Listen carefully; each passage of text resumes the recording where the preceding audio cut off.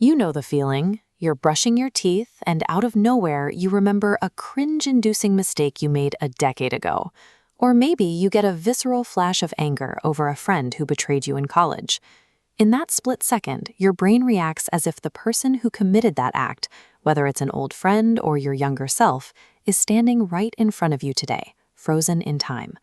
This inability to separate a past event from the present moment is the hidden biological reason why we struggle to let go of guilt and resentment.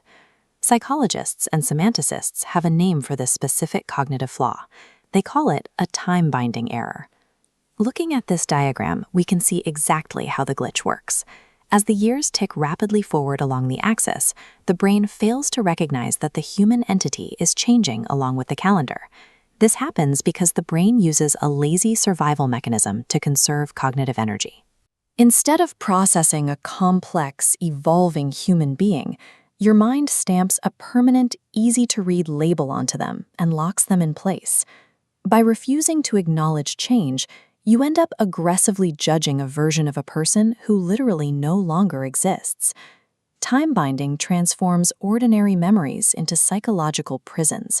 It locks you into a static worldview and makes true forgiveness impossible. To understand this error, look at the ancient Greek thought experiment, the ship of Theseus. Athenians preserved a historic ship by slowly replacing every rotting plank over centuries.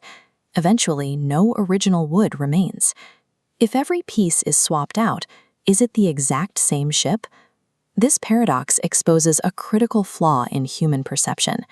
We mistakenly assume that because the outer shape of a thing remains continuous, the actual material and identity remain identical. We can map this exact paradox directly onto the human body.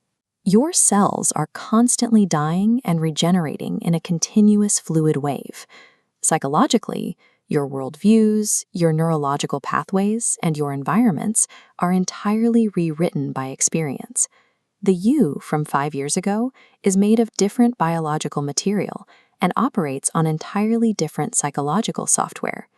Despite this total physical and mental overhaul, your brain's time-binding glitch forces you to treat yourself and everyone around you as the exact same ship.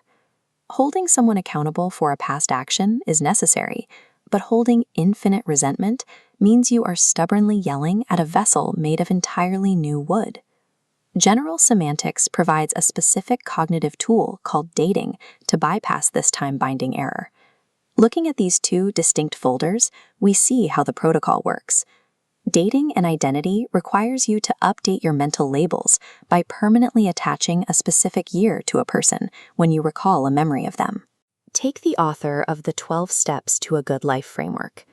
The entity known strictly as Thomas 1998 made terrible choices, caused harm, and was highly dysfunctional.